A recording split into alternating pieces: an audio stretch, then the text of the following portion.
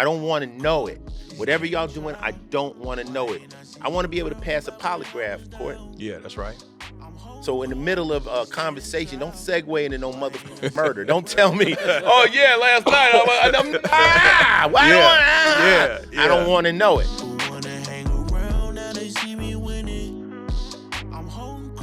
What's good? What's good? It's your boy Big Court of the Holdin Court Podcast. What's up with your producer, Ken?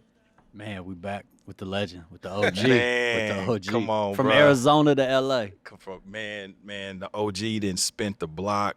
You know what I'm saying? So nice we had to do it twice. It's so nice we had to do it twice, man. You know, everybody that's watching know what this cat mean to me. And I appreciate you for embracing me, OG, and spinning the block, man. We got the incomparable Ice motherfucking T. Yes, sir. What's cracking, man? Hey, man, I'm just out here. I'm really celebrating a lot of great stuff. You know, I came out here. I did the Grammys. Yes, sir. And I had an episode off from Law and Order, so I was able to stay. I've been out here in L.A., you know, seeing my friends, hanging out with people that haven't seen me in a long time, because now I live in New York doing the show. Oh, I got a shit. big SVU episode that's featuring me, Nice. and then I get my star on the Walk of Fame. Yes, sir. Yes, sir. So I'm having a good week. I'm going to be there. It's a good week. Congratulations. Yeah, congratulations, bro. It's well deserved too. It's well deserved. Thank you. So going into the Grammys, bro. So you just did, you know, coming off the Grammy. What is it? Whatever year Grammy, but it's the Hip Hop Turns 50. Yeah. And here you're a part of that. Yeah. You perform New Jack Hustler. Yeah. You know what I mean? Yeah. What was that like when you got that call? Well, I get the call from Questlove like during the week. He says, "Ice, man, I need you to come to L.A." I'm like, "For what?" I'm in New York. He goes, "For the Grammys." I'm like, "What?" I'm still suspicious. He said they're gonna have a hip hop reunion type thing, and I still wasn't really ready. Then he said, "Nah, look, it's the 50th anniversary. We're gonna celebrate from Melly Mel all the way up to Little Baby. We're going through it, and I need you to be part of it. You and Too Short, because you guys were the first out of the West Coast to really break big." Mm-hmm. I was still hesitant. Yeah.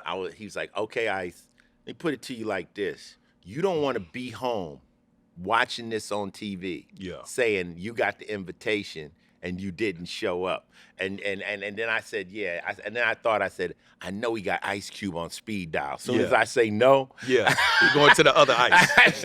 I said to myself, okay, now, usually I film on Monday and the Grammys are on a Sunday. Yeah. So I immediately called my people. I said, you think I can get that Sunday off? Yeah. That Monday off. And they said, well, you're off that next episode. You know, during the season, we get a couple episodes off. Mm-hmm. And it was a natural. Everything just fell in place. So I come out here, and it was one of the most incredible moments in my hip-hop career, just to see all my peers and everybody to get. I was with LL Cool J. People hadn't seen that. I was going to ask that. What was that like? We'll talk about that. Okay, yeah. And I told LL, I said, this is the most I've been around this many rappers together, and it wasn't a funeral, unfortunately. Right, wow. You know, and it was a celebration. And, you know, a lot of people, you couldn't put everybody. I was just glad I got the call. For sure. So I can't speak on who didn't make it or whatever. Mm-hmm. But what I did dig was the gangster rappers were there. Mm-hmm. You know, when I say gangster rappers, I'm talking about people like Public Enemy, who you might not call, but they're hardcore. Right. Scarface, myself, Too Short, The Locks, Method Man. We don't get invited to anything. Mm-hmm. Especially not the Grammys. Yeah. That might be BET Awards and shit exactly. Like that. Hardcore rappers. I used to talk to Prodigy from Mobb Deep, and he's like, "Yo, Ice, you know they don't let us on no red carpets, man. You know we mob the mob. Yeah. You know, so that whole attitude, when you get in a gangster rap, you feel like you an outlaw anyway. You feel like they ain't gonna invite us to none of their shit. Right. You know, but we cool with that. Right. But to have all of us there that night with the rest of our peers, it was great. And the response I got was nothing. It's probably one of the greatest responses I've ever gotten just from the fans. Yeah. Just Ice, it was on point, you look good, everything. Yeah. So I was really happy with it. Yeah. What was your apprehension? I'm curious. I didn't know what it was. You know, I mean, you know, when you live on a different coast, you know, to fly across country, that's 6 hours. Yeah, that's right. So, and then you got to get a hotel room. You got to get a lot of stuff. And then they say, well, you're coming all the way across. You're gonna do 8 bars. Yeah, right. Yeah, exactly. For 8 bars. Yeah. And they ain't paying you. It's just something you got to really want to do. For sure. So, you could easily sit at home and be like, I'll watch it on TV. That's right. I don't go to me, myself, as a rule, I don't go to awards unless I'm nominated or presenting. Mm-hmm. I'm not one of those people that show up at awards. Yeah, just want to be there just to be there. Done that. Yeah, Passed. exactly. But exactly. I don't go to the Super Bowl. Yeah. Because no one is watching the Super Bowl. Yeah. Everybody's just socializing. I'd rather stay home. I want to watch the game. Yeah. I literally was just telling his close friend was we were in Arizona working it. Yeah. And he was like, yeah, man, you going to the game? I was like, I've been working this bitch all week. I'm going home. Yeah. I flew home and watched the Super Bowl with my kids. My daughter went out to the Super Bowl. She don't know who won. She don't care. She's out there partying. Speaking of Chiefs, you know what I'm saying? My hometown, Respect. you know what I'm saying? Well, Kansas City, Missouri, you know. I made a point never to bet against Mahomes. Yeah, yeah. Yeah, it's a bad bet. He's a magician. Yeah. With a bad foot, with a bad ankle. You think that was the okie doke? What Tron, you called it the 42 fake? The 42 fake. Like he went on the sideline like, He playing possum. Did you see him try to faking? Did you see? He tried to run in the game though, and he didn't look good. Yeah. But no, he ran like 30 yards. Yeah, but it was a hurt nigga run. Slow. It was a hurt nigga run. You know what I mean? That was before. He said, "Yeah, I bet they think I'm hurt. So they gonna let me." He sit playing back possum. Here. Yeah, I'm gone. But he does magic when he does. I mean, incredible. I seen the dude like with 3 minutes left score like 38 points. Yeah. I'm a Niners fan. I'm a Niners fan. A few years ago, he came from behind in the third quarter and tore us up. Man, that's why we call him Patrick McGoat. You know what I mean? He's special. And he doesn't even look like a football player. Right. He doesn't. Didn't he start on base? He started in baseball, I believe. I think that was his choice. Player. But yeah, he has an arm. Yeah. I mean, he has athleticism, all of that. And he's very accurate. He doesn't throw many interceptions. That's right. He's something else. So I just won't bet against him. I would never bet against Brady. Certain people, I'm like, I can't bet against them. Forget the team. Those people are special. Yeah. Let me ask you this. So going back to the Grammys, do you feel like the West was properly represented? I mean, as well as it could be. I mean, the thing of it was, if you're saying we're gonna go to the origin of it, from the West Coast, I was kind of like the first person that really blew up. That's right. And Short blew up simultaneously. That's right. In the Bay. Mm-hmm. So of course we could have had more people. You could have had, but you got 20 people. Yeah. So that's my next question. Do you think that it was fair? Do you think it was kind of a thing where maybe the Grammys was throwing us a bone? Because you squeezed 50 years into like 14 minutes. I don't think there was any conspiracy other than... Not a conspiracy, I think what happened was they called Quest and they told him to curate it. Yeah. He told me. They threw me in the dungeon with the snakes, so I get to be the whipping boy. I'll show you the text. Okay. I'll be the whipping boy on social media at the end of this. But I actually think Quest just called people he had in his phone. It's kind of like when I did the Art of Rap. I just called people I knew. Yeah. So there's no way you were going to win. In this world, you can't get a win. That's real. It's a catch-22 damn near with everything. I watched Rihanna at the Super Bowl, and I think she did incredible, even before I knew that she was pregnant. Mm-hmm. And people hated that performance. Man, I just on her, bruh. Why? I don't get it.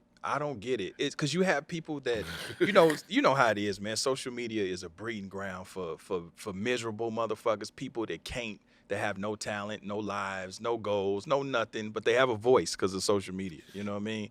So I respect anybody that can do something I can't. That's right. And I cannot sing Rihanna's records. I can sing a version of and then sing while pregnant, while hoisted above the fucking come on. 10 stories in the Man, air. I was getting dizzy watching the shit. Like, damn, how's she doing that shit? Well, you know what? I think because she knew she was pregnant, she made a show. She didn't turn it down. Yeah. She made a show that she could pull off comfortably and safely. If she had it done more, people would say, well, she had no business doing that. That's right. So she knew what she was doing, and it was entertaining to her fans. I mean, if the next show is Journey or one of the big rock bands, right? You could have anybody, Kiss. Yeah. well, then black people might sit back and go, what the hell was that? But Right. it's just not your form of music That's or right. a country western That's person. right. But I'm seeing a lot of black people Yeah.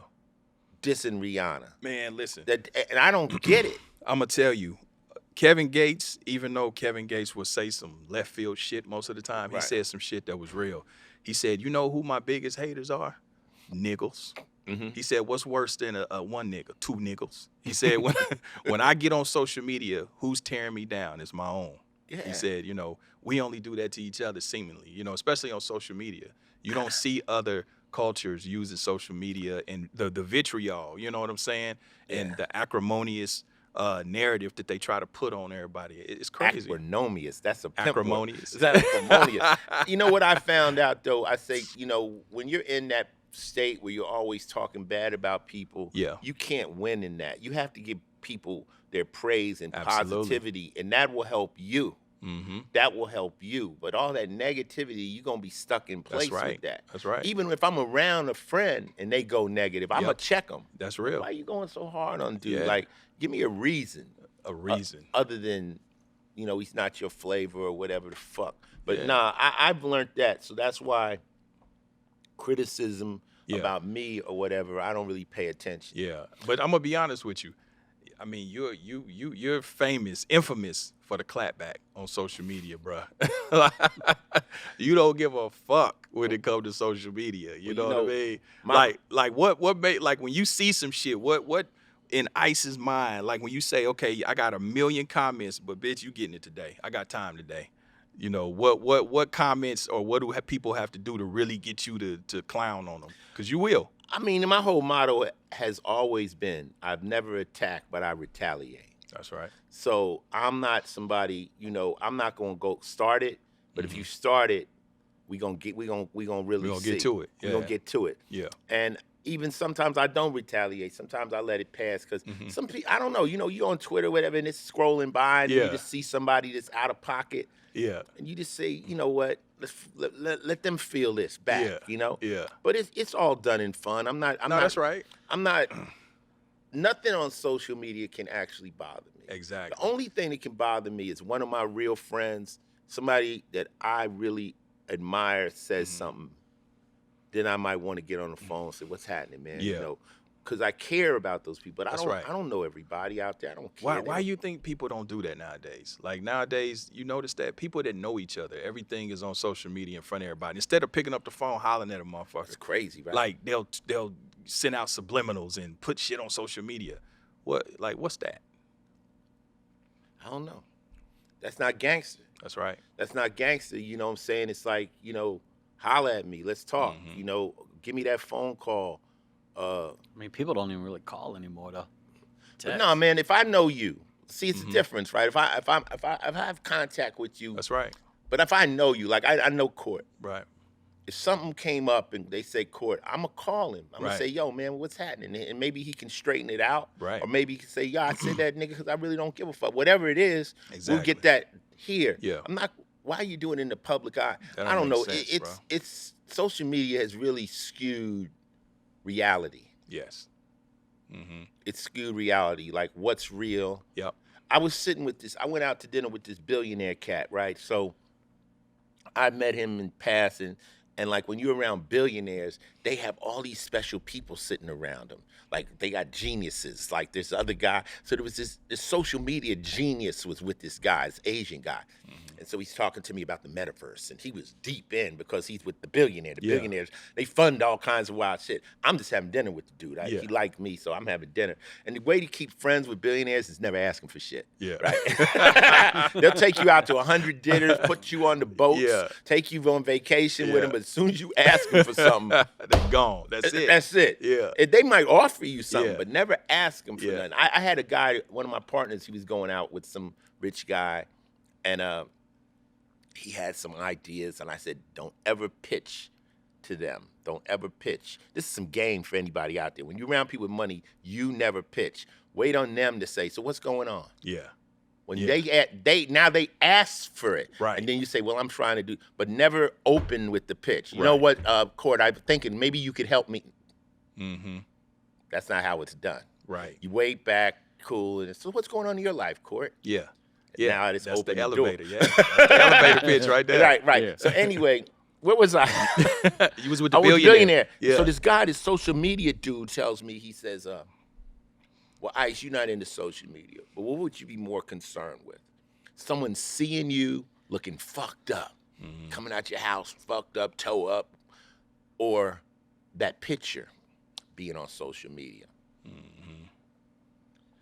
And of course, the answer is the picture. Why? Because more people can see it. Right. So then he says, so that just proves your virtual image is more valuable than your real image, reality. That's a hell of a perspective. Yeah, How about that? that's crazy. That's crazy. Now that we are in this world, what people see on the internet now is more valuable to you. Yep. And I even think about that when I do my shows, like I'm doing concerts. I'm like, if I fall and bust my ass, I'm gonna be a meme. It's like, boom, boom. You know, everything. Oh, you already know you gonna trend, bro. You gonna trend like a motherfucker. Yeah. So everything has to be thought out because you and that stuff never leaves the internet. No, that's right. I mean, once it's out there, it's in pen. You know, another thing I kind of wanted to ask you that I was thinking about, would have been cool at the Grammys as well, what I would like them to see, because a lot of the younger generation, like, they don't know their history, bro, and they don't really give a fuck to know, most of them. But the fact that you, and you not alone, you, Uncle Luke, Too Short, a couple of Public Enemy, NWA, y'all had to literally fight for rappers to be able to do and say what they doing now. You know what I'm saying? I think if you want to see something, check out Chuck's new movie. It's on PBS. It's called Fight the Power. Yeah. You'll really dig it. I think it's a 3 or 4 part series that takes hip hop from the social, from the early,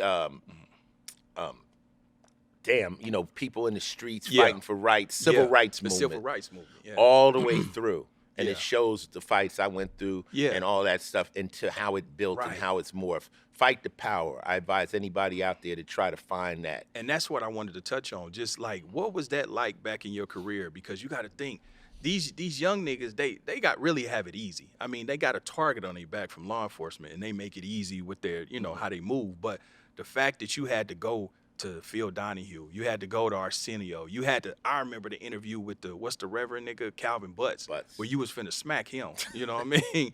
So did you feel like you had to, had hip hop on your back and you had to speak for everybody and fight for everybody? Because you could have just sat back and just rested on your laurels. You was getting to your money, you was Ice-T, but you spoke out. I think we liked it.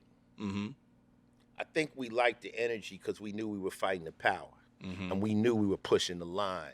And like I said earlier when I was letting you hear that little podcast, if there's nothing fighting back, then you're not pushing nothing. Right. So the fact that they was worried about us, and we were cut for that. Yeah. We were cut for that. Luke was cut for that. We like, oh, you want to do this? Let's go. So, I used to do shows where they would threaten and say, if you say these words and down south, we're going to take you to jail. And they would shut off the lights, and I would jump into the pit and run out the back and jump in, and then cross state lines. It was like we was outlaws, and kind of dug it. Yeah. And it was funny because when Snoop and them was about to do the Super Bowl, I talked to Snoop and I said, "Ooh, they don't want you on the Super Bowl." He said, "Ain't that great? Ain't that great?" So some of us like that energy. Yeah, you relish in it because. It's kind of like if you're not getting that energy now, you kind of like have become part of the system. Yeah. So you feel like you're selling out. Selling out. The word selling out is a whole nother concept. To sell out, you really shut down your views for the money. Yeah. But I'm on TV playing the police, still talking shit about the police. That's right. So when you can give me enough money that I say, I won't talk about that. That's the sellout. Right. When you can say, don't do this, and matter of fact, don't only do that, say something in our benefit. Right. And I've never really have been offered that. Yeah. People would think, well, damn, you're on network television, maybe you'll calm down. I still think I'm just as radical as I ever been, just more focused. Yeah. And I'm not really just saying stupid shit. Yeah, wisdom. You know? Yeah, but I'm wisdom. still on their bumper. I still Yeah. talk my shit. Yeah. Speaking of sellout, right? So it's this whole conversation. I wanted to get your take on it. So, and I actually hollered at P about this to get some insight. So you see a lot of rappers, a lot of entities selling their catalog. Yes. You know, you see Irv Gotti, Right. Dr. Dre, QC just sold for $300 million. Right. Even Michael Jackson's estate talking about selling for $900. But you know, back in the day, it's always been this narrative of ownership. You know what I'm saying? We ain't selling out, nigga. We doing it. You know. What's your thoughts on selling the catalog? And is that something you would be interested in I'll do doing? it. In a heartbeat. Hey, in a heartbeat. He said in a He'd heartbeat. Do it. Yeah. I mean, the thing of it is that it is mine to sell. That's right.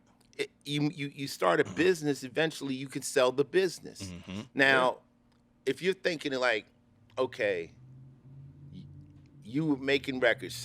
Let's say I sold 10 million records. Mm-hmm. Okay, over my entire career. So therefore, I made $10 million. Mm-hmm. And now they say, okay, Blau, for your entire catalog, we'll give you $100 million. You can have it. You know what I'm saying? Because it's going to take another 10 years or That's right. whatever, and it's not going to sell like that.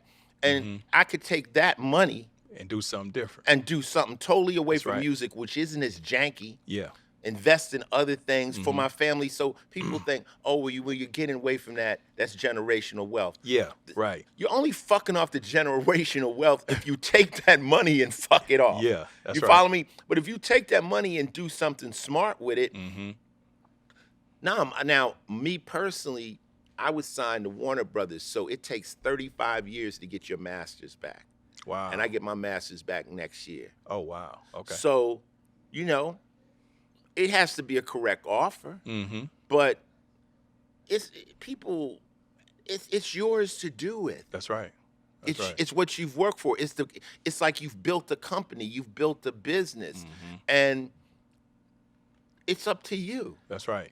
So you think the people, because you know, it's all like you say, you damned if you do, and fuck, you know, you do what's best for you. Fuck what social media says. Exactly. But the whole narrative of, oh man, you know, they selling out to the white man, you know, all that goofy shit. How they know it's a white man? Yeah, that's right. It's Yeah. somebody with money. Yeah, You could buy. Michael Jackson bought the Beatles. that's right. Exactly. That was a black man buying the Beatles. That's Calvin. right.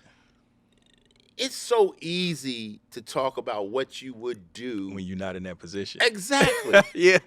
Exactly. Yeah. So you what you're Dr. Dre, Yeah. and somebody offers you $900 million, Yeah. and you gonna say no to what? For Exactly. headphones. He sold the headphones. Just to no? say, nah, you know, I'm a guy, ownership. You know, Ownership. but you ain't but, doing But see, shit here, with trip it. off this. When you have ownership of your shit, you still have to chase the money down. You still have to follow it. You still have to do a bunch of shit to get you that gotta money. administer all You of have to that. administer You got to administer it. Yeah. for the rest of your life. Yep. So you're gonna have to hire people Yep. to follow them dollars. Now, Yep. by the time that all comes in, it's just like getting a upfront settlement. Mm-hmm. You know, when they go, okay, you just won the lottery, you're gonna get $50 million, or you could pick up $30 million today. Mm-hmm. Pick up that $30 million. You That's may right. not live. Yeah, that's right. You know, pick Yeah. that up. But people, it's like I say, it's so easy to make a comment about what you do, Justin Bieber and them. Mm-hmm. But, you know, hey, In that, I want to ask you. So in that that's a moment, bag. yeah, that's real. Because I'm selling it. Motherfucker won't buy this motherfucker. They can, hey, Right. come on And, with and it. then, but if you're smart, with you it. would take that money Of course, and you can make that triple and double Absolutely. faster than it would come in through yes. the catalog. Yeah, and the common person doesn't know that. You know what I mean? They don't understand what it takes to make all that shit work. But they just you know how to talk shit. Yeah, that's it. They just know how to type. They don't even talk. They type. You know. How the fuck can I sit back at home and have an opinion about somebody picking up a $500 million bag? yeah. Oh, they shouldn't have done that. Shut Yeah. the fuck Yeah, up. you worry about rich people. You know what I'm saying? You worry about you and rich people business. Yeah. I think that it's a decision you make. It's a business decision, and you know, I can't wait to sell my catalog. Yeah. What the number? It got to be at least 100, huh? I won't even say that. I won't even say what it's gonna be. Yeah, you don't want to say that because they'll watch this shit and be like, "Ice, you said you take 100." See, me myself though, I'm not even. I live very comfortably, and I'm nowhere near a billionaire. I don't need. It doesn't require that much money to. I don't believe you, OG. But go ahead. No, come on. It doesn't take that much. Once you buy a house, a nice house, and a few cars, I mean, what else is there? Yeah. But I don't believe that you're not close to no. I wish I was. If you look at that shit, what? It's funny, they got the things where they say your net worth. Yeah. I'm like, damn, send me the check then. Goddamn, that's what but no, it's nowhere near that. But it's enough. Yeah. It's enough, and I found that out, that it doesn't require. What happens is after see, with the super wealthy, they don't brag on what they have. They brag on what they give away. Right. That's so right. now you hit the other side of the slope. That's right. So me and you are rich. You got a yacht, I got one. We got boats. I mean, we both. So we can't impress each other. That's right. Oh, I gave away $10 million this year. Oh, I gave away $40 million. That's how they brag. That's a different conversation. Bill Gates said his life goal is to give away all his wealth. It's a whole nother game. That's the craziest shit. That's crazy. So how do I get rid of it? Is his goal right now. If you want to get around real bread, go where the philanthropists are. Go where, there's two places where there's extreme amounts of money moving around. It's not yachts, it's not houses, it's people giving away money. That's and right. The other place is an arms show. Yeah. An arms show where they're selling aircraft carriers and jets. And, wow. Yeah. Not a regular arms show. Yeah. Or go to Dubai where all the oil money is. No, go to an arms show where we got to go buy a certain amount of missiles, a certain amount of jets. Yeah. Damn. See, that's above my shit. But they're moving countries' money. They're not. That's not personal wealth. Mm. That's countries' money. So billions and billions are moving back and forth. Yeah. You know, I want to go back to something because I was refreshing my shit on you, which I know, but I got a personal question. So during that Calvin Butts thing, you looked highly agitated. Like how did you keep your cool during that time? Because when a nigga sit across from the table from you and say, no, I want to stop your money, that's like a personal threat almost. You know what I mean? Calvin Butts was a preacher, so he was basically on his own thing. We were the devil and we were messing up the world. Yeah. I don't know. I was a little bit more I don't know, on edge. I wasn't as cool as I am now. No, absolutely. Yeah. But you're much younger. younger. I was fighting for hip hop. Yeah. It wasn't so much me, but he was a clown. Yeah. And I knew that what we were doing was just entertainment. Right. And it wasn't none of us were intentionally telling anybody to go out here and do anything. Yeah. So I just held my ground, but I was so seasoned in that. Yeah. Dealing with Tipper Gore and dealing with different people that would attack us. I just became one of the few people that they would put out there, like thin ice. Right. Because I could articulate what was necessary to be said. Yeah, which was impressive because when I was looking at it, I was thinking about that. I was like, damn, this nigga was young and he was able to articulate, and get his point across in both worlds, because most rappers couldn't have done that. They couldn't, they didn't have the tools to articulate with, these educated people. Cube said in The Art of Rap, he said his job is to tell street cats what's going on in government and let the government people understand how we think, like be a translator. So I understand that role too. I want to touch something else about the Grammys. It's this whole thing trending with Willie D and Scarface. Right. People were telling me about that. Yeah, I mean, you've been a solo artist your whole career, outside of Body Count. But so Face gets the call. He doesn't mention to Willie D that weekend that he's going to do the Grammys. He said he was going to the Grammys, but he didn't say he was performing. He goes to the Grammys. Now we all know Face got more than enough of his own, material to do. Face is a beast, one of the GOATs, right? Willie D felt slighted. He felt like you should have said something. And on top of that, you did a Ghetto Boy song. Right. So I should have been there. I mean, what is your take on that? And I'm only asking because they put it out there. They both my friends. I'll say it like this. We didn't pick our songs. Okay. Questlove picked the songs. So they sent me a tape of the songs. Like, this is where you come in. Period. There was no conversation. Some people did more bars, but that's what you're gonna do. You're coming in right after that. Latifah comes in after you. So you You didn't pick anything. They just said this is your part. If you want to show up and do the show, they told you what you was doing. This is where we got you slated. You coming in after Scarface. I heard Public Enemy. I heard Rakim. I was like, oh shit, I'm in there. Now, say no, and that closes up, and Latifah will come right after. You see, so I was like, so he didn't have anything to do. As far as Willie D being there, I cannot speak on Scarface and why he didn't do that. But Willie D was only saying 8 bars. Yeah. So Willie B would have been standing there. Right. You know what I'm saying? Right. So, look, my homie right there, my day one came with me. I came to the Grammys. I got 1 ticket for Coco. Yeah. It's a mess. It's just like, I said I'm not going to invite anybody because I will insult somebody. Yeah, that's right. So, I mean, Scarface got on the plane, did his thing, but that's a personal thing. I don't know why. I can't speak on their brothers, but I think they'll still be friends. Oh, they good. Willie's good. Willie's gonna be mad at him forever. But they good. But it wasn't like that's not how it went down. They picked the records, and we just had to hit those marks. And it's funny though when like there's a cue, so it's a tape. And we're doing live vocals. Everybody's doing live vocals. So when the tape comes in, while he's saying, "I'm playing," I'm listening for do hustler. Yeah, man, I was listening to them things because if you miss it, your whole it throws off everything. Yeah, and it's over and it's live TV. Yeah. Oh my God, I was on pins and needles. I was like, man, I can't mess this one up. You still get nervous before you perform? Absolutely. I really believe if you don't get nervous, you're not taking it serious. Right. The minute you don't care, then that's what that performance is going to be like. But when I get out there and once I get going, then I get I'm in that zone. Yeah. So you just provided context for not only me, but for everybody, and probably even for Willie D and Scarface, for Willie D, because Scarface said that. And he may have not believed him, you know what I'm saying? But even when you called me and told me you was doing it, and I was like, what song you doing? You said New Jack Hustler. I was like, okay, that's one of them ones. But I was thinking, well, why you don't do Colors? But that's not what they picked. Yeah, that ain't what they picked. Okay. We had little or no control over this thing. It was a machine that was leaving. It was like a train that was leaving in a week. We got the call, like Scarface said he got the call Friday. We got that call. I got my call Wednesday. Yeah.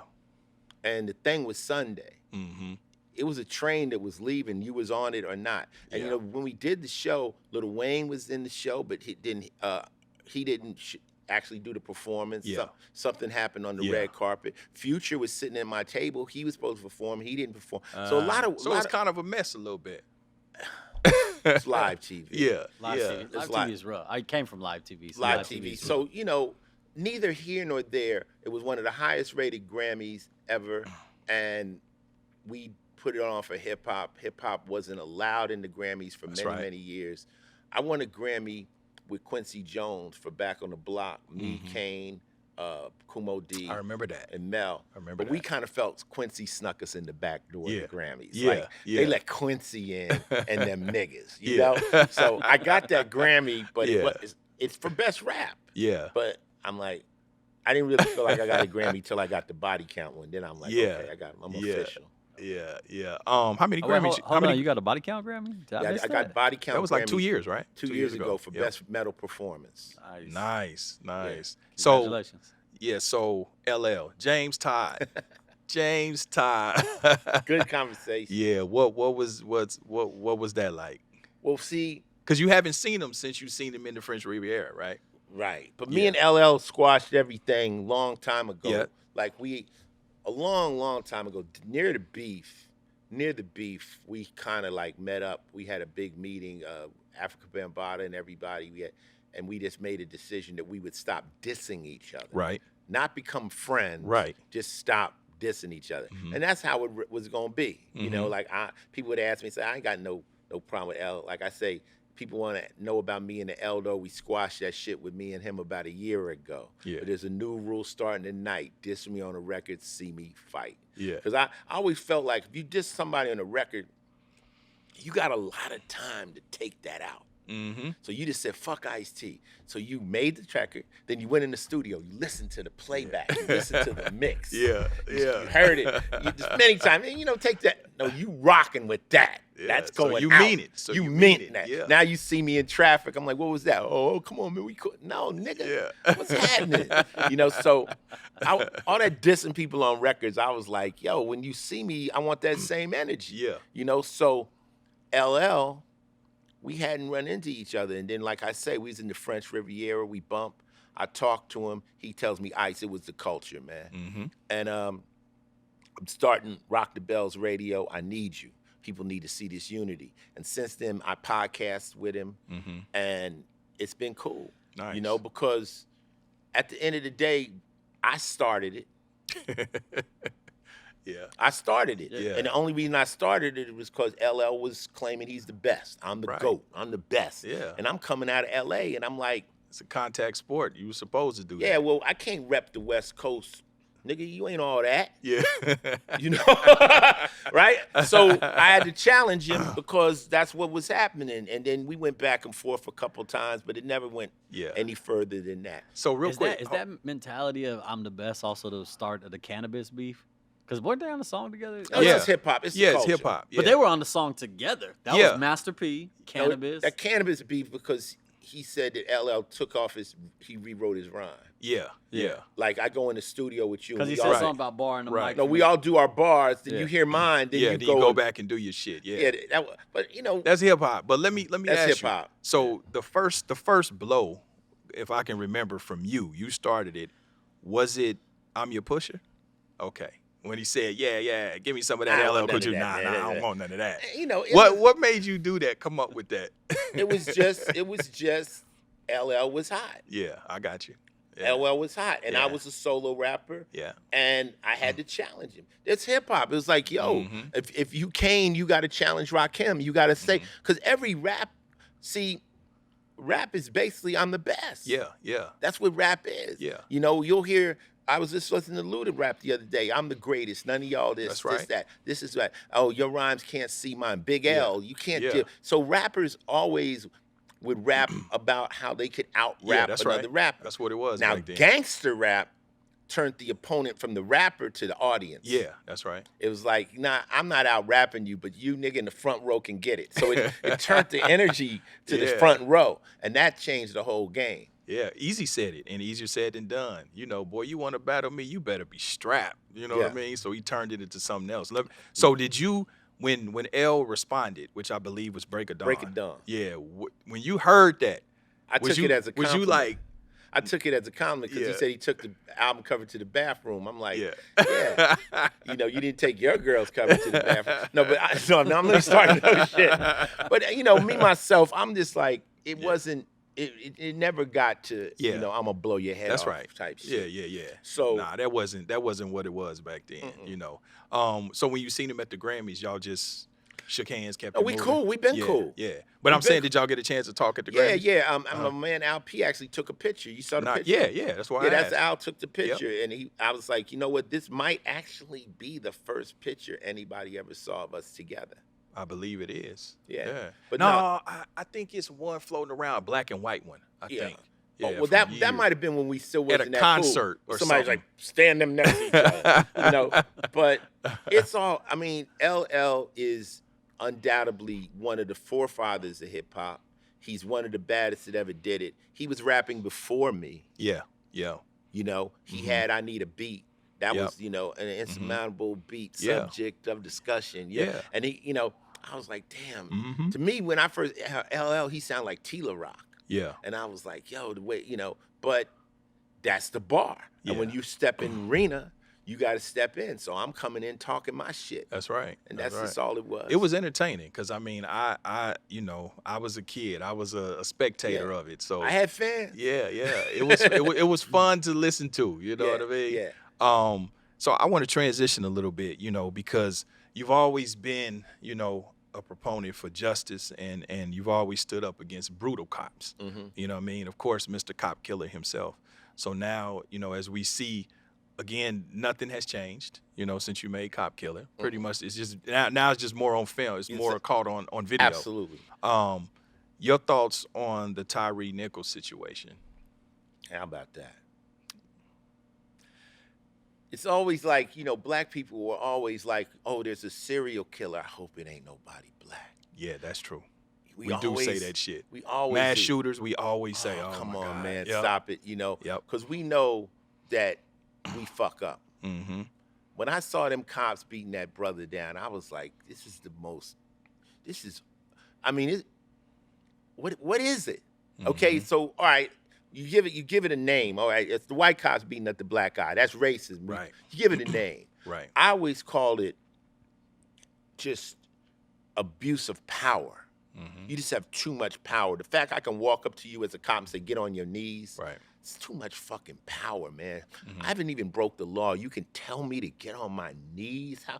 But so the white guys, maybe they're not racist. Maybe they're just getting off on their fucking power and their ability to do whatever the fuck they want to you. Mm-hmm. Now you got the black guys. Mm-hmm. The fuck are y'all doing? This kid is no threat. Mm-hmm. And I think the word on the street was he was messing with one of their girls or something. Yeah, I heard that. I think that was just some social Internet media bullshit. Yeah. Or whatever. It's unacceptable. Mm-hmm. It's absolutely unacceptable. And as a brother that's always been out here fighting, I'm always like, let's hold down the people that deserve it. Yeah. And some of us don't deserve it. Some of us are really fucking up. Yeah. And I ain't got no words for them niggas. Like, I don't know what the fuck would make them beat that boy like that. Right. What do you think? What do I think? What do you think? Man, that's hard to say, bro. I don't know. I think it's what you said. I think it's people drunk on power. You know what I mean? I think it is a But why thing. would you kill somebody? Yeah. Like, what the I don't. And they know it's on camera. Yeah. I would say I don't think their intention was to kill him. But like you said, I think people get drunk on power. You know what I mean? And again, when you start talking about Black lives, to some extent, I kind of can go with the narrative and the question of they only matter when something like that happens, but they have to matter to us too. And for some reason, the Black body, people in general, including our own, don't see the humanity and the value in us. You know what I'm saying? What I've learned from playing the police and all the bullshit on TV is that the cops take advantage of people they don't think can fight back. Right. Yep. That's what I said in No Lives Matter and Body Count song. So I'll give you an example. This is Law and Order. Mm-hmm. They're from the Upper East Side, which is the rich side of town. Mm-hmm. They say to us, tread lightly. What are they saying? They're saying these are rich people that can sue us. Yep. But when you go into projects, act any kind of way because they can't fight back. They can't do anything, yeah. But then when we start to protest, they see, oh shit, they're fighting back another way. Another way, yeah. And that will cause them to think about the next black person or poor person they fuck over because the people are not going to let that happen. Right. But with the wealthy, they know they'll get something back. The quickest way to stop a cop is to say, oh, my father, he's a lawyer. Yes, my father is a councilman. Mm-hmm. They'll adjust their behavior. Mm-hmm. But when sometimes. Yeah. But what I did with me, like all my cars are registered at Ice-T Touring. Mm-hmm. So if they pull me over, they know who they're pulling over. Mm-hmm. Like Chris Rock say, I'm famous from about 10 feet away in good light. Yeah. Other than that, I could just be a nigga. So I don't know when they might get off on me. If I got the homies in the car, they might pull up. But when they see that, they go, oh, that's Ice-T. Yeah. So now they can adjust their behavior, whether they want to be ignorant or they want to be slightly respectful. Yeah. But what do you think the solution is, OG? I know that's a crazy answer, but it's layered. But what do you think? Is it internal? Is it the culture of the policing? Is it the training? Is it just societal? I think we need an independent people to do investigations on police and also prosecution. Mm-hmm.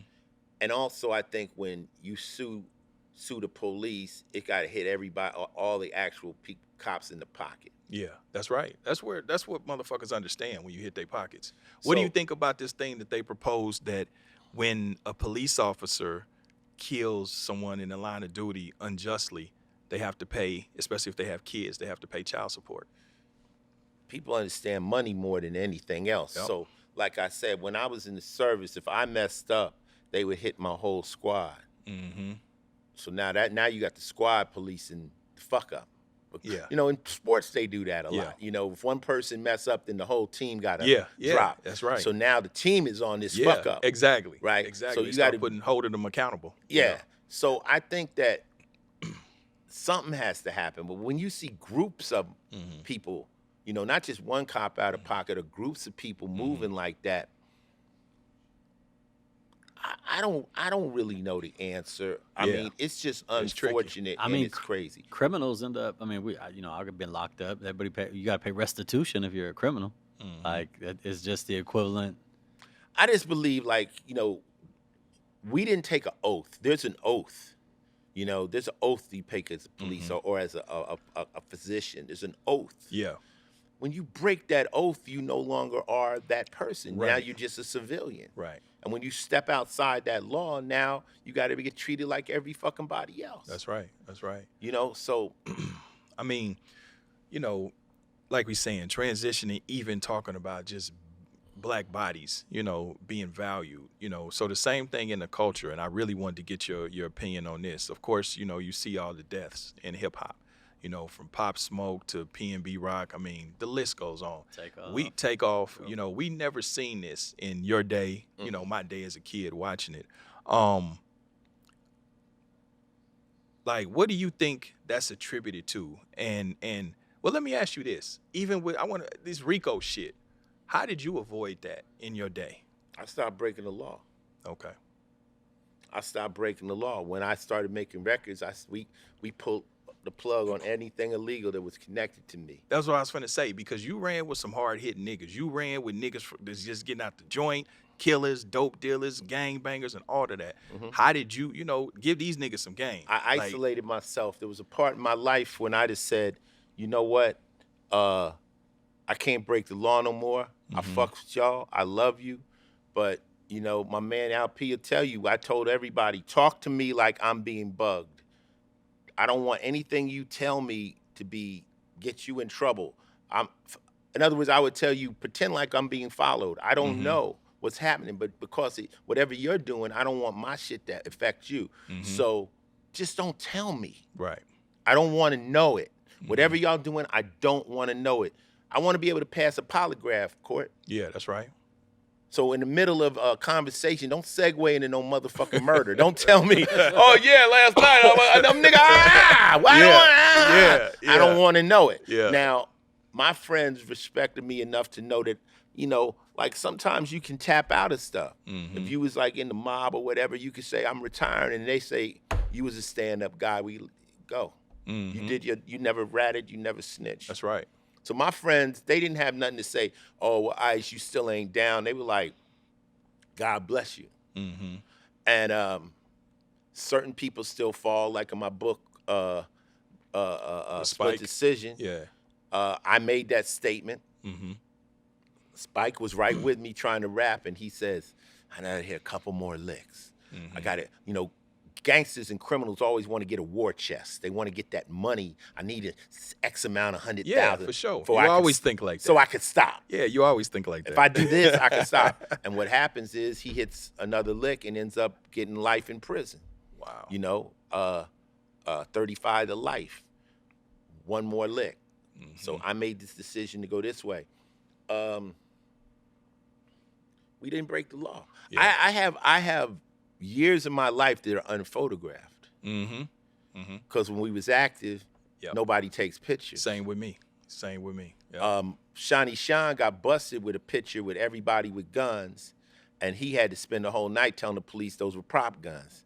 He's like, those are prop guns.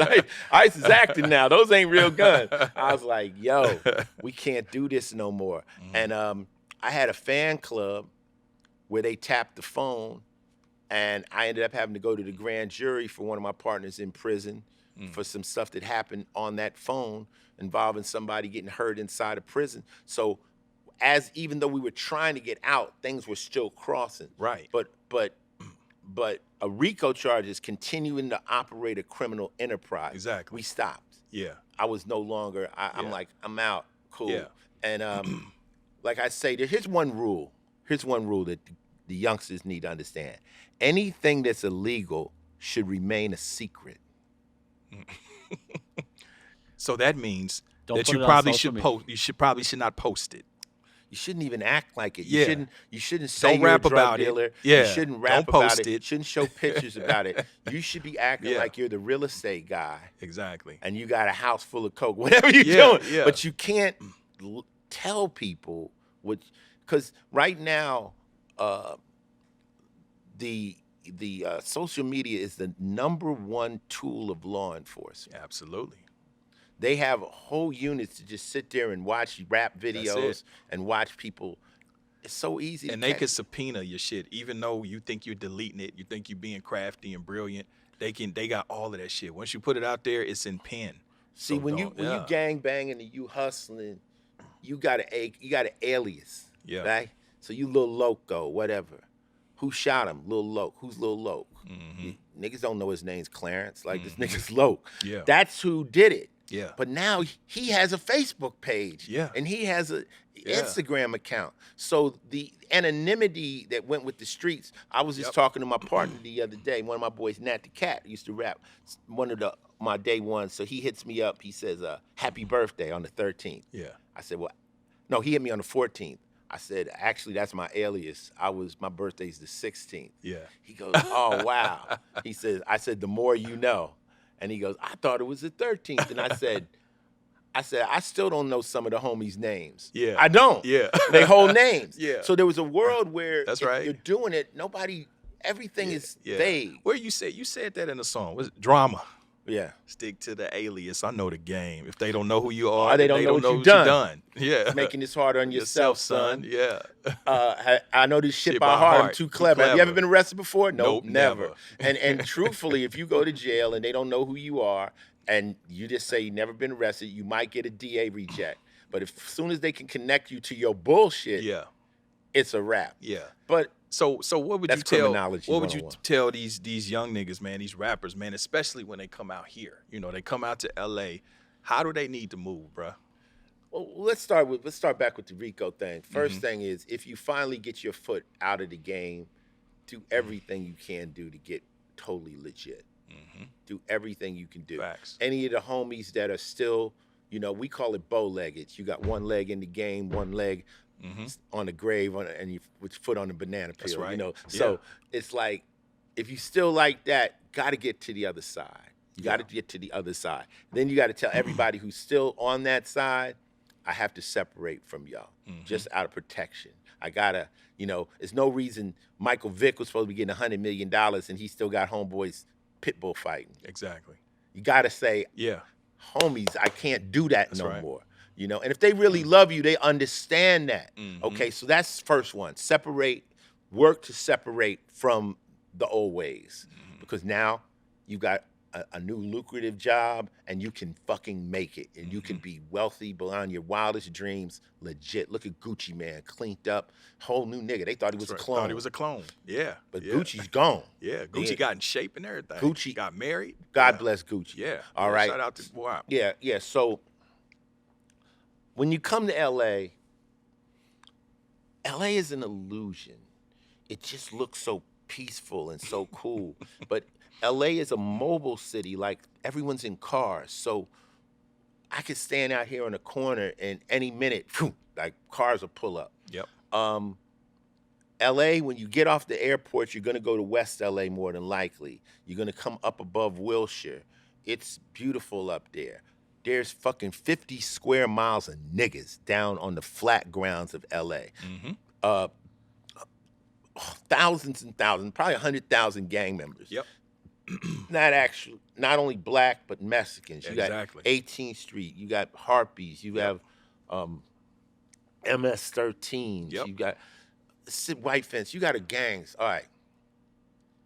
You're coming here. You've got money. They don't.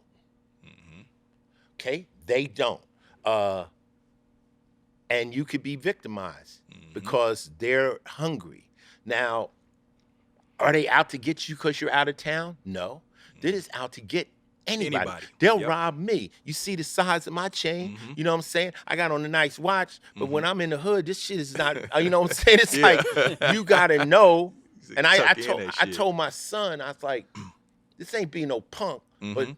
you want to walk through the hood with jewels. It's like, why don't you just take $100 bills and put them in your pocket Yeah. like a bouquet and walk through the projects? Yeah. People that don't have anything. Yeah. And nothing to lose. And nothing to lose. And- Even worse. And I'm looking at you like, nigga, that's a challenge. Like, oh, Yep. you so tough, this can't happen to you, Right.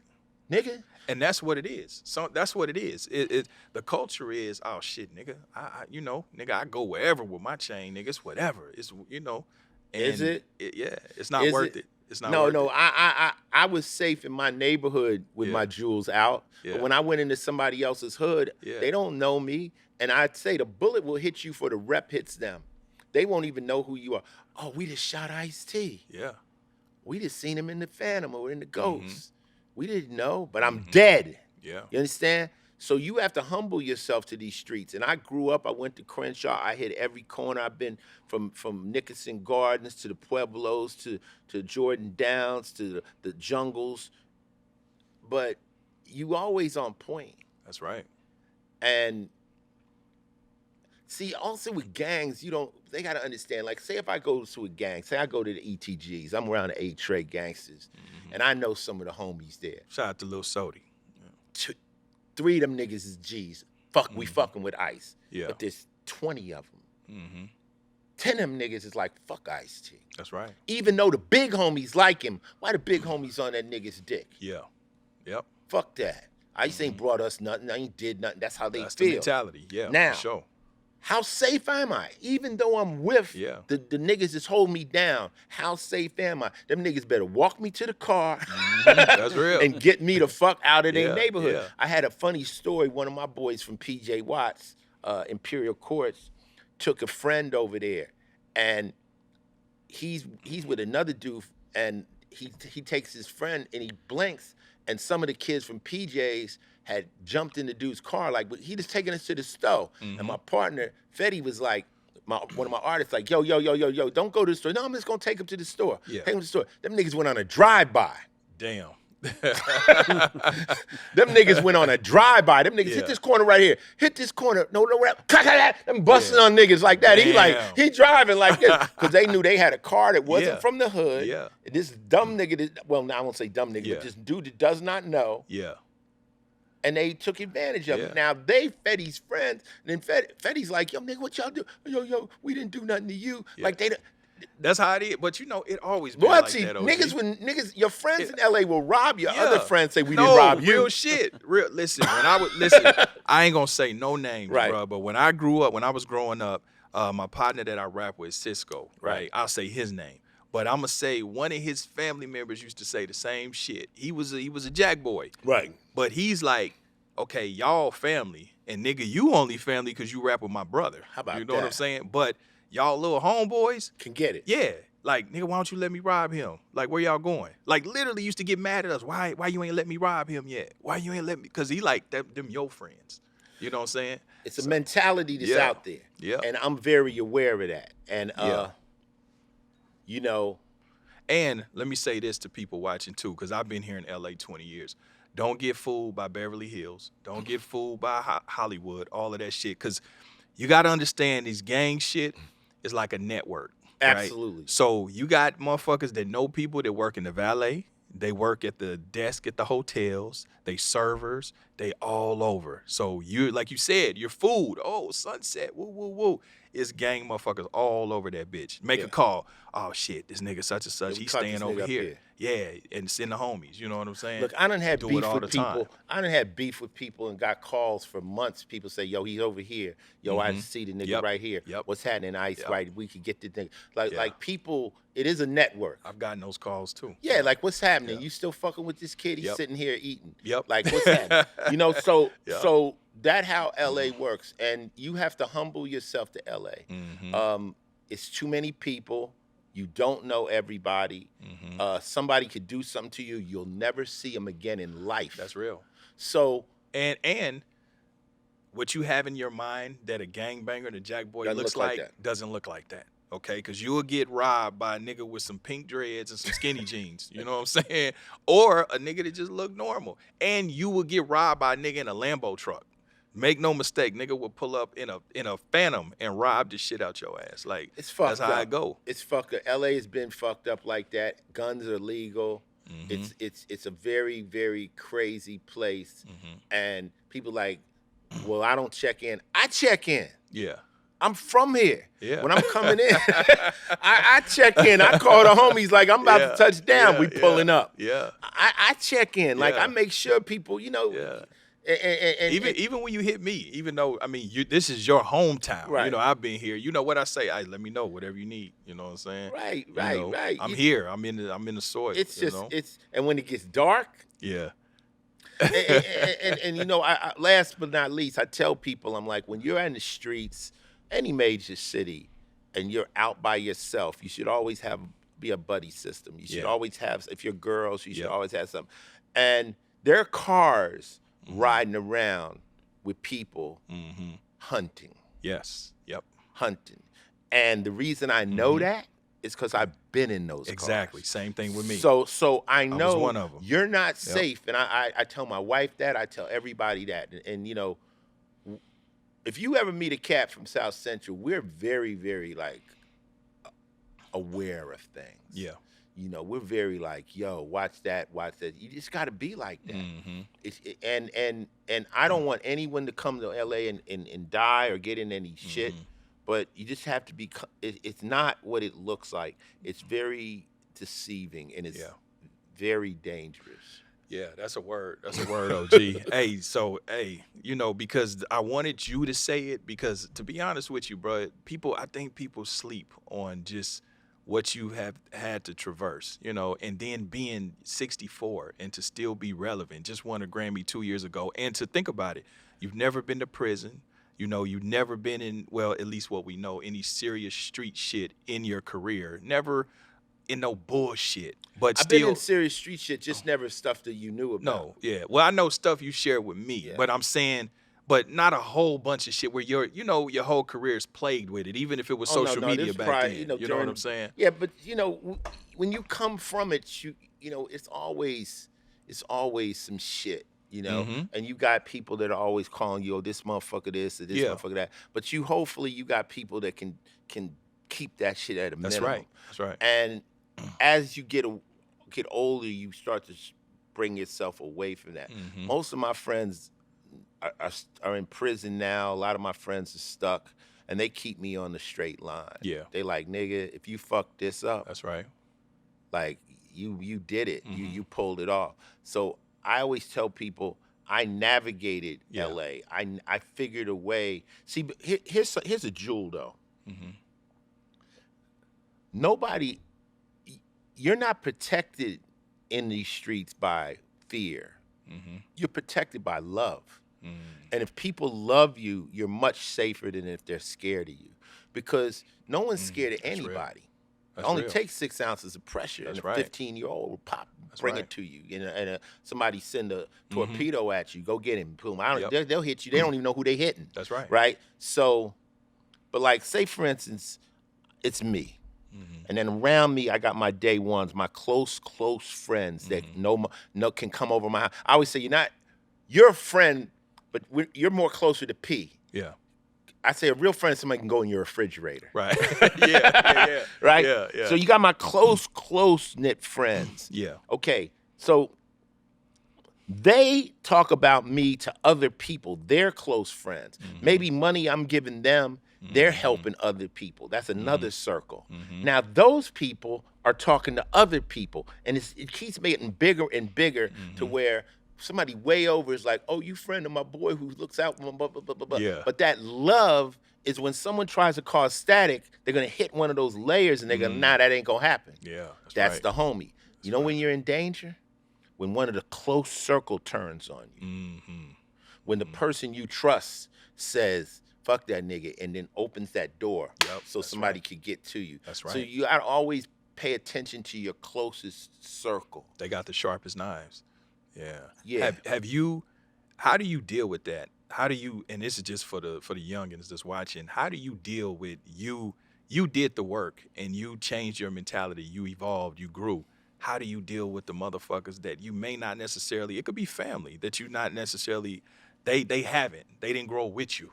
Well, they say you can't change some of your friends, so you're going to have to change some of your friends. Mm-hmm. So, you're going to have to change them. You're going to have to pick different people. Mm-hmm. And you're going to have the ones that do change, and they're going to understand why you can't be around that other person, Mm-hmm. and they'll regulate it. Mm-hmm. They'll say, nah. Like, my close buddies, they will tell other niggas, no, you can't. Ice ain't with that bullshit, man. Come on. Because we're protecting Ice. Ice is looking out for us in a lot of ways. So,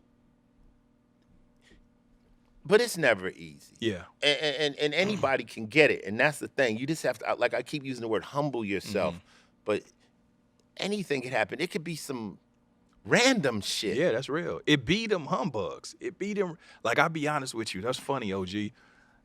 I live in the valley. I'm in a, cool place. But I promise you, when I go to Chipotle, I don't have no enemies or nothing like that I know of. Right. But when I go to Chipotle or go to Sprouts, that's when I feel like if something was going to happen, it'd be that random just humbug shit where you just doing, regular shit, and it'll be some nigga like, oh, you such and such, and and that's when I feel like you got to really be on So point. dig this. The other day we get here, so I take Coco into Beverly Hills. Right, she want to go to Louboutin. She want to get some shoes.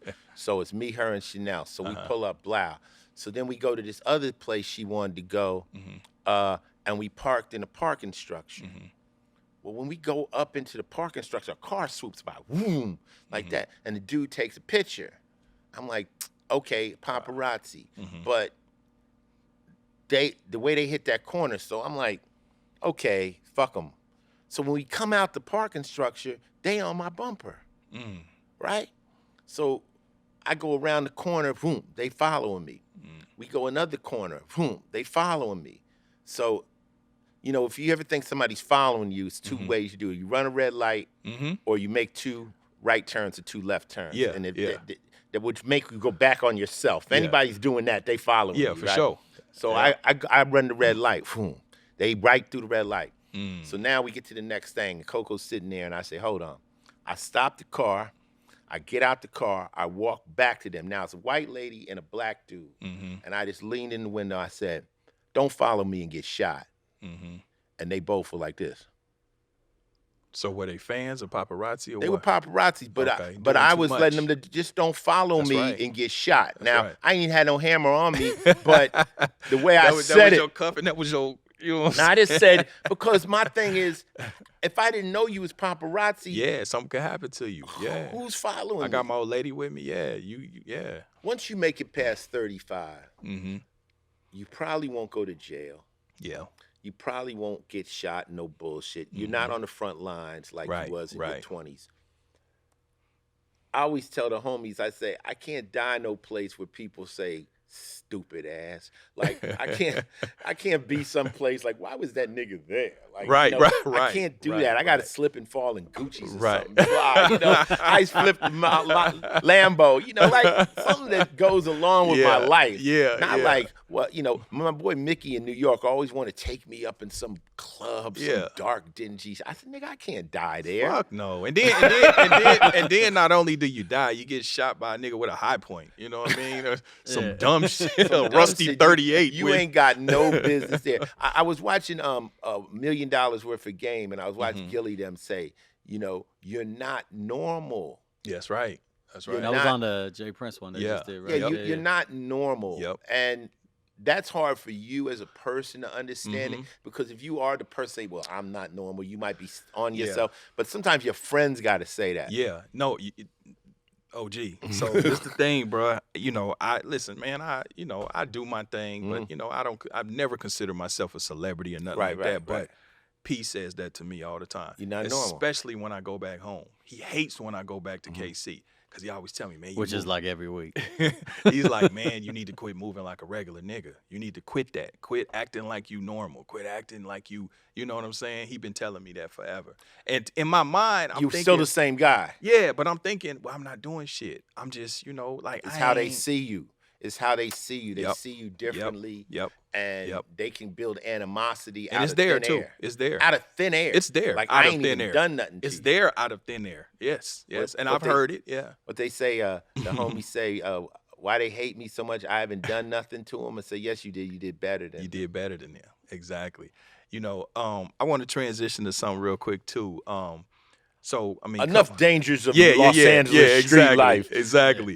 Stay indoors. Man, because yeah, and they should, but I'm inside. Niggas talking about they outside. I'm so happy to be inside. fucking right, man. I got It's a nothing big like being platinum inside. screen. I got a Yeah, big plasma yeah, screen. I yeah. see room service. I'm Yeah. cool. I'm fucking. Hey, so coming up on I want to talk about. I mean, you're the Law and Order, the SVU. Longest running TV male actor. Over 400 episodes. See, 24th season. Yes, right. yes. See, I know all your shit. That's why I'm fucking with you. Yeah, I know all your shit, even from the fucking 80s. But That's what's up. There's rumors. What's the rumor? Not with the co-star, but rumors Mhm. that you may be doing something different on the show. I mean, are you going to continue with the show, or is there going to be a spinoff? No. Okay.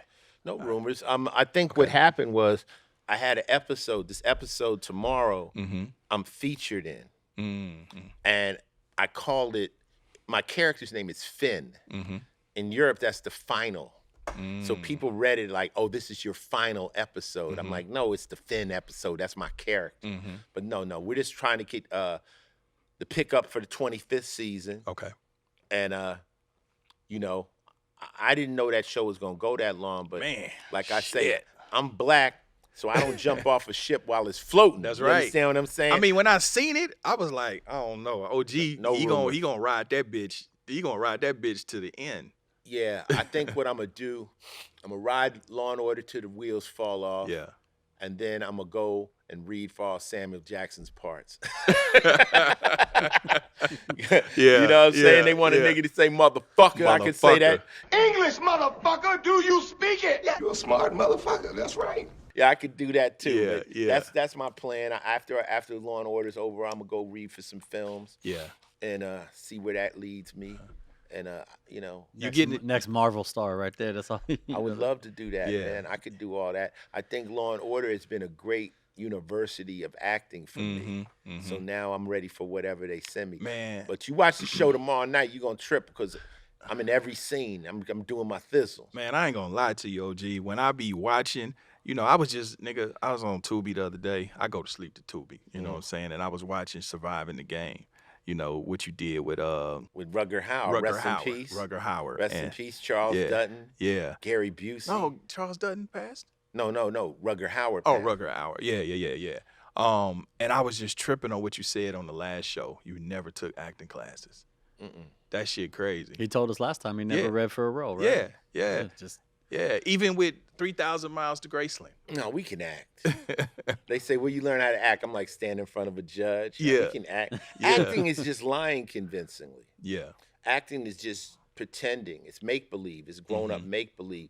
And as a player, if you willing to put yourself into whatever you want to do and really try to hone the craft, you'll get better. When I did Surviving the Game, I worked with F. Murray Abraham, who had just won the Oscar for Amadeus. He said, "Have you ever taken acting classes?" I said, "No." He said, "Don't. It'll ruin your mechanism." Yeah. He says, "You have the timing. You're a musician. You understand how conversation should flow. A lot of people can't take conversation off of a paper and turn it into real conversation." That's real. And so Yep. he says, "Those who can't do, teach." He says, "You're working with working actors. Learn every chance you can with all the different people you work with. You're going to find something about their procedure, about their method, and you take that. Those are the best. They're actually working." And I've been doing that for 24 years. I've worked with so many different actors, worked with Denzel, worked with all of them, and I learned a little bit from each one. What's your method? I write it down. Like one thing I do is like I read my lines and then I write them down. You remember how in school when you used to do cheat notes? Yeah. And by the time you finished the cheat notes, you knew what the fucking thing. Right. You knew what you was trying to cheat on. Knew what you was trying to cheat on. Write it all small and shit so you can fit it so all. I write the words down, and you're only doing one scene at a time, so I pick it up as I go along and stuff. Luckily I'm a rapper, so I got a decent memory, and I don't know if it's much more than that. That's like my little trick. I usually put the words somewhere where I can glance at them if I fuck up, so I don't have to stop production. A lot of people do all kinds of things, ways to stay in point. But and then if it's a lot of like on this new episode, we did 9 pages of dialogue in one scene, the first scene. Wow. 9 pages. Wow. So you have to practice that. Yeah. You have to rehearse it. You got to have somebody go back and forth with you. But the trick to acting is really believe what you're saying. If you understand what you're saying, the words are going to come easy. Right. You have to think what you're saying. Like they call it your motivation, but well, that's not your motivation. That's like motivation would be, why am I in this mode? Yeah. Why are you saying what you're saying? Well, this is what happened. This is what happened. The scene before. Okay, thank you. That put me there. But you have to think what you're saying, and a lot of times what happens is you'll understand what you're trying to say, but you won't say the words. You'll paraphrase it, but you're at least saying what the. So if you can learn what you're trying to say, maybe not even on script. Yeah. Then you learn the words to the script. That was my next question. Being that it's TV, does it have to be verbatim? Yeah. Or you're allowed to kind of? It's on script. Wow. Every word. Damn. Yeah, it's on script. So you have to say exactly what that writer wrote. But what happens is if you're on my show and I got Court on for years and years, I learn your tone. Right. And the writers learn how to write for you. So what they'll do is they'll say, what I tell them, don't write no slangs. Let you do the slang. Let me do the slang. Y'all you can ad-lib in that. No, but see, ad-libbing is different. Ad-libbing is, like, if you watch comedians, when they do, they ad-lib. Yeah, hell yeah. They'll have the scene and then they're telling jokes. Yeah, they just do their thing. They do their thing because you can't really write for comedians. But what I'm doing, no, I'm on script. So no, they'll come back and say, no, you said house, it's supposed to be houses. Damn. Like, yeah, because it's a different, we search the house or we search the houses. We search more, so there's little things. And little then also, nuances. Law and Order is a puzzle. So you can't change the line because it's everything. That one word I said has something to do with something over there. So yeah, you have a script supervisor that's on your bumper that's watching. Scripty. But you, if you do it every day, it becomes easy. Are you still enjoying it? Are you still having fun? Does it feel laborious, like a job? No, it's fun. It's fun. I've created a life that everything I do is fun. That's beautiful. Even this. That's beautiful. I'm not showing up here if I'm not enjoying it. Yeah, that's right. Fuck that. I mean, we don't see you in many places. You don't show up in many places. Yeah. Well, You pulled on that's up, why pulled up twice with us. That's why it's always an honor, bro. Some people hustle to be seen. Others hustle to disappear. Yeah. Okay? Yeah. So I like to disappear comfortably and pop out when it's something that's worth it. But I'm not, Rakim says the one thing I don't need is the spotlight because I already got light. Yeah. Yeah. So being seen is been there, done that, got the T-shirt. I'm cool. That's right. That's a word. But learning to act, you have to first want to. And you might, a lot of things you want to do, you may not enjoy. That's right.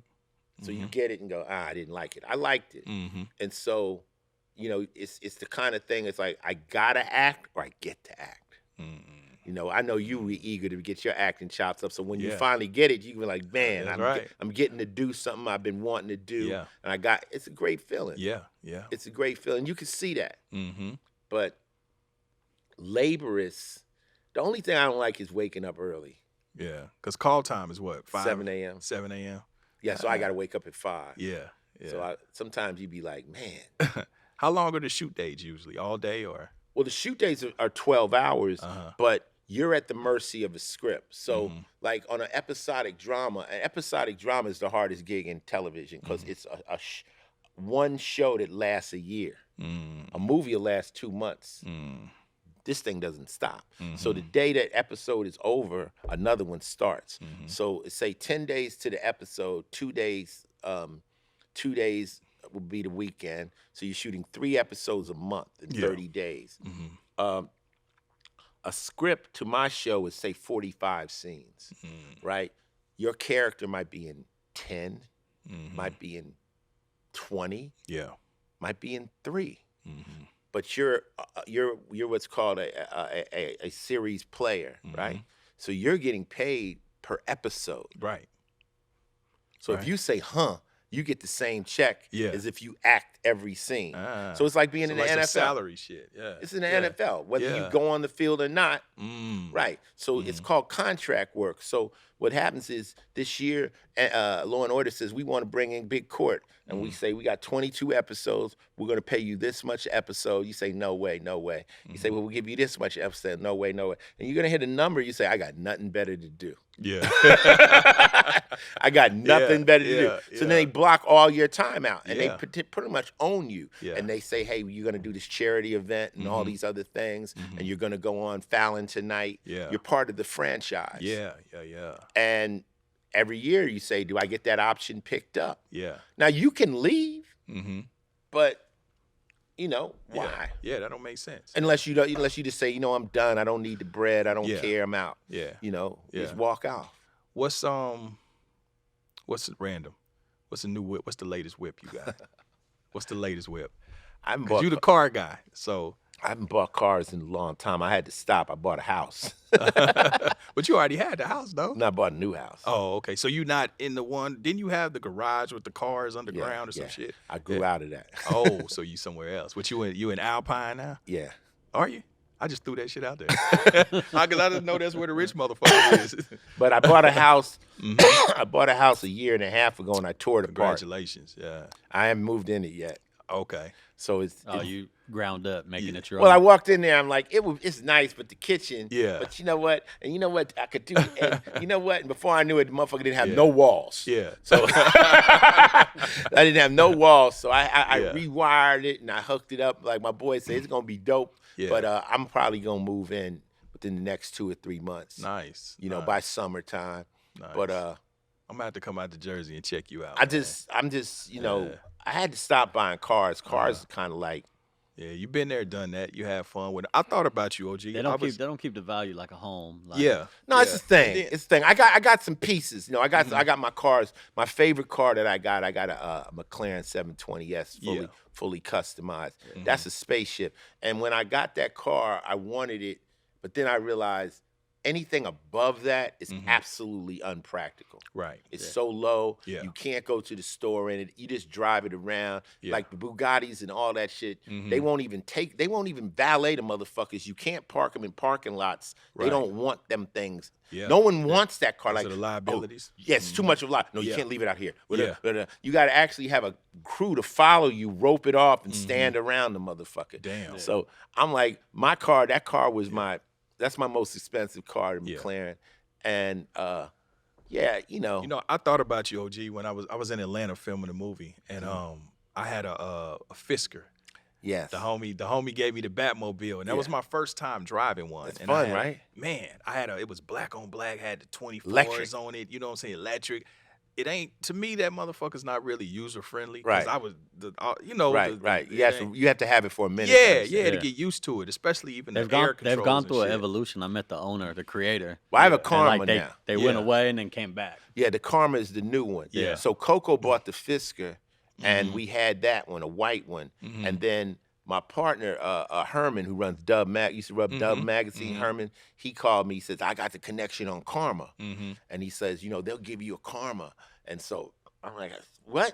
You give me a car? So they gave us a Karma, and we did a thing on unique rides where we changed the color and switched it up like that. And I became Karma brand ambassador. Oh, wow. And I promoted them car for a while, and ended up owning the ownership of the car. So now the Karma is like the Fisker upgraded. Yeah. It's iPhone 1, iPhone 10. and the Karma runs. Okay. And it's at the same body style. The one that I had, I think it was a V6. It didn't have a lot of power to it, and it's got the one with the exhaust is up by the front door. Okay, now it's a 4-cylinder. Mm-hmm. But the engine doesn't run the wheels. The engine only charges the batteries. So probably you had all the battery out and you was trying to drive it around on the 4-cylinder. Yeah. No, you have to charge that car up. And then what happens is after it runs out of battery, you can use the 4-cylinder, but that's a 4-cylinder. But it's never any motor to the wheels. It only charges the batteries that charge the wheels. So it's an interesting car. It's a dope ass car. Everywhere I went in Atlanta, motherfuckers was like, "Damn, what is that?" And then I didn't know that they use because it's so quiet. They have the Batmobile sound in it. Yeah. It was created by Hendrik Fisker, who actually used to be the designer for Aston Martin. Okay. That's why it looks so sexy. Okay. Yeah. It's a bitch to back up in that motherfucker because you can't see shit. You know what I mean? It didn't have a try backing camera. up a Lambo. Yeah, I have. There's no back window. Yeah, and a vet, and the new vet too. Yeah. So some of them things, they're just unpractical, but they're fun to have. And a lot of things in life you have to do to get it off the list. And when you do it, it's not really what you... That's right. Like living with 3 chicks. Shit like that. I don't know what that's like. That's some Jack you be Tripper like, shit. yo, that's some Jack this Tripper is some shit. great for a porn movie, but it's not good to actually try to do. Right, hold on. But as we get ready to close out, and I want to step on you, but talking about getting things off the list. We talked about making it past 35. Music, TV. You got a star. Is it for the TV or the music? For music. For music. How's that feel? How's that feel? I mean, my friends are way more excited than me. Yeah. I grew up here, man. I was on Hollywood Boulevard. I've been arrested on Hollywood Boulevard so many times. Been to Hollywood jail. Hollywood jail's wild. I was in Hollywood jail suited up. That shit, you know what I'm saying? It's like I've probably been in every jail in LA. I've been in 77th. I've been in Southwest. I've been in Hollywood. I've been in Rampart. I've been in Beverly Hills. Got a fucked up jail. That big tower is a jail. So I've done the jail tour of Los Angeles. But to get a star is cool. But people had to help me understand it. Like, yo, man, you right next to Herbie Hancock. You next to Frank Sinatra, Marilyn Monroe. When you think of the legacy of the star thing, to be amongst them. And then a lot of my peers have gotten stars. You know, Puffy got a star, 50 got a star, Cube got a star, Cypress Hill, Dre, Snoop. Yeah. So it's cool. Yeah. But as it gets closer, now more and more of my friends are like, we're going to be there. Yeah. We're going to be there. So, like I say, it's better than a funeral, right? Yeah, that's right. So we're going to have that moment and that day, and it's like right around my birthday, day after my birthday. Yeah. So you got to celebrate every now and then. Man. But my guys know, they like, don't throw ice, no birthday parties. I remember way back in the day, they tried to throw me a party unauthorized. I didn't even show up. Damn. Like, so I'm not really into anything that is about yourself. Yeah. I'm that people like, it's my birthday. Yeah. Y'all should be happy. Like, fuck you, nigga. It's your birthday. Like, everybody wants be happy for me. It's my birthday. Y'all should be celebrating. Wait a minute, partner. You're celebrating your birthday. We just happen to know it's your birthday. Yeah. Right? So I never really been that person. I'm the same type of some person. people are like that. I think that's some. They want everybody. I know some. Lay down today. I think that's some only child shit. Cause I was the same way, bro. My mother threw me a birthday party one time when I was a kid. Dog, I had such a poor attitude. I hated it. I was mad. Like, what the fuck? I don't want to do this. Like these people over here. That's not me. I'm not really that guy. Yeah, me neither. But this time I'm gonna have some fun. Yeah. This time I'm gonna have some fun. The energy is right. Yep. You know, and we're gonna see. The homies is gonna show up and shit. I'm gonna be there in the flesh too, bro. Yeah, You know? It's gonna continue. We got a dinner and then we gonna have a little party. So it's time to celebrate. And life is precious. And what are you waiting for? Right. So I'm excited. At the end of the day, I'm down there with the rest of them. And like people had to say, you got to do this for your kids, your children, your daughter. These awards. The legacy, yeah. Well, remember we talked about the legacy. Yep. That's all you leave here. That's it. Yeah. That's it, bro. It's literally cemented. Literally cemented. I mean, when you told me, bro, I was happy for you, and I think it's well deserved too. But that's what it's about. When I came in here and you said, Ice, you getting the thing, I said the opposite would be for people to say, why is this nigga getting an award? Yeah. Wouldn't that be awful? Yeah. And then for people to say that you deserve it, But I've been on a roll, like after the Grammys, the love, and so I'm having a good week. Man, on some real shit, and that's how I want to close it out. Like I said, this show, I created it to give motherfuckers they flowers. You know what I'm saying? So once again, OG, you know what I mean? Yeah, thank you, Court. Listen, one thing I want to say, like when I look at your life, bro, I look at not only you as an artist, but as a businessman, as a dad, as a husband, And then when I do look at your career and the longevity of it, I just be like, God damn, what I'm doing with life. You know what I mean? The fuck I've been doing. But I think it's inspirational. It is. It's very inspirational. So one thing I could say, OG, I mean, really, is well done. Thank you. Well done. Thank you. And like I always tell people, I say, I'm as cool as you'll let me be. I'm not no bad guy. I'm not. My boys will tell you, I always try to play it fair. And all the negative shit. But 50 Cent said, "This ain't how my mama raised me. It's how the hood made me." Yeah. I never heard no fuck shit about you. And I mean, even with me and you, bro, you answer. You hit me, if I got a question, you oblige. If I need some advice, you oblige. If I, you know what I'm saying? Yeah, if a you motherfucker got something bad to say about me, look at them twice. Yeah. Look at them twice. Yeah. Like, what the fuck you talk about? I don't know. Maybe it's you. Real shit. Yes, but yeah, man, I appreciate you coming, OG. You know what I'm saying? Circling back, brother. Man, congratulations. Yeah, congratulations. Love is love, baby. Love is love. Yeah. I do want to ask you one more question. One last question. One fucking last question. One last question. What's up? You and baby Chanel. You know what I'm saying? How is it being, I feel like you done got a whole second win in life, right? Being 64 and having, a young daughter and being there every day like that. Like, what is that like at this juncture of the game? Muhammad Ali said when a man has a baby in the second half of his life, it resets his life. So, I got 3 kids. I got my son. We'll start with my daughter. I had my daughter when I was in high school, like just getting out of high school. Right. So I wasn't there. I was in the streets. It was presence over presence. Yeah. She had the Fila sneakers. I was hitting her with stuff, but I wasn't there. Right. Okay. You regret that. But, you young. Yep. Lil Ice came right when I was becoming Ice-T. So I was off the chain. I'm running around. I'm doing everything I can do to be, make it. Right. Wasn't able to be there the whole time. When me and his moms broke up, I would take him on tour with me and all the other things, but never that 24/7. Yeah. Yep. Chanel. So we get with Coco. She's like, I don't want to have a baby. I'm like, okay. I've already had babies. Then at 30, she goes, I think I want to have a baby. And I said, well, tell me when. I can make a baby through a brick wall. Like, you just got to let me know. And so she says, 35. Yeah. So 35, she done all this stuff. She didn't want to have a baby because her mother was a Rams cheerleader. And when her mother had her and her sister, her mother kind of put a guilt trip on it, like, I stopped my life for you. And she said, I don't want to do that to my kids. So let me get all my little things out of my way that I want to do. Yeah. She had a show in Vegas. She was like, okay, I'm done. Done. I'm ready to have this baby. And I was there during the pregnancy. Went to the hospital with her. Baby came home. She now still sleeps in the bed with us. Wow. And it's the best thing. It's the best thing. Because at some point, and I'm not saying this arrogantly, there's nothing really that's going to excite you. It's not going to be another car. Right. You already got a nice house. It's not going to be another gold record. It's not going to be a star, but a baby. Yeah.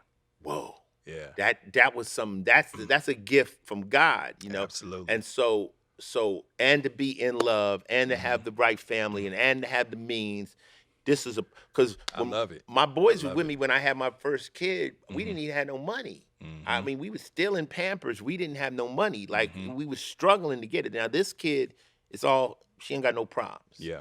And I got to stay alive. Yeah. I got to stay alive. Like at 50, you can say, man, I'm gonna slow down. I'm gonna chill, retire. Nigga, I'm working harder than ever. That's right. And I plan on living to 100. I looked at my schedule and I'm booked. I haven't seen any. I didn't see no funerals or nothing on there. And I'm just happy. I'm healthy. I got in shape. I lost weight. Yeah. You know what I'm saying? And I'm just like, Chanel is the reason. Yeah. Man, that's beautiful. That's beautiful. And we going to end it on that note, man. Yes, sir. God bless you, OG. And yes, Chanel, you are the father. Yes. My boy said, you better not go on Maury with that shit. Niggas would jump out the audience and whoop your ass. Listen, it's like Coco's jeans didn't even try. They just said, fuck it, y'all can have it. You know what I mean? And she has my personality too. She's that's dope. Else. That's dope. Well, man, God bless you, OG. I appreciate you circling back, man. Ice-T, Big Court, producer Ken, Holdin Court Podcast for a second time, man. Legendary. Man, much love, OG. And it's always a treat when play is me. Yes, sir.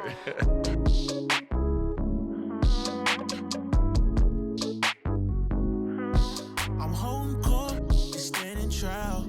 Why ain't I see you round back when I was down? Karma's on the way. What goes around comes around. Karma's on the way. There's nothing you could do now. You gotta pay.